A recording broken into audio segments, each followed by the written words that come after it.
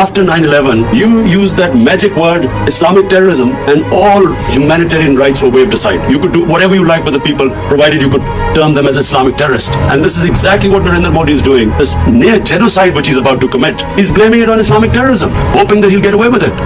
And that's why it's important for us to communicate with the Western world and civilized world and tell them what is happening. That's why we're telling them, send your own observers and find out what's happening. Terrorism has nothing to do with any religion. And my other fear is that India, for whatever is happening in Kashmir, will blame on Pakistan.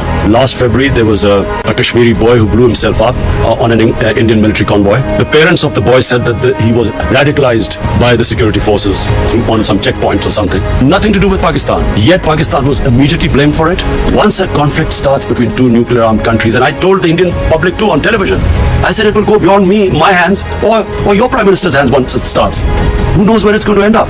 So it's madness to allow this whole situation to deteriorate further. What we fear, and which is the stated aim of BJP government, that they will change the demography of Kashmir. To change the demography of an occupied piece of land is against the 4th Geneva Convention. It's considered a war crime.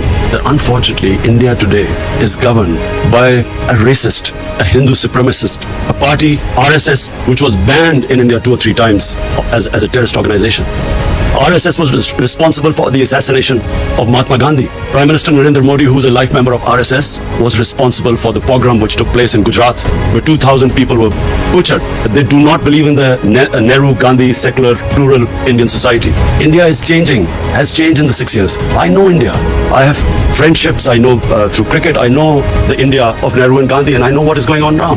So I'm alarmed, and I think the world leaders need to know. I've spoken to the world leaders. I've spoken to President Trump. I've spoken to Boris Johnson. I've spoken to the Muslim leaders. And this is the time for world to act before this goes too far. Because this is the first time after the Cuban crisis, 2 nuclear armed countries are going to come face to face. After all, it is the United Nations Security Council resolution that gave the Kashmiris the right of self-determination. And what is happening to them right now? Responsibility lies on the United Nations too. And also, I think finally of the world leaders, the big countries, the powerful countries, I would urge them to look beyond big markets. If this thing goes wrong, the effects will go way beyond the borders of the subcontinent.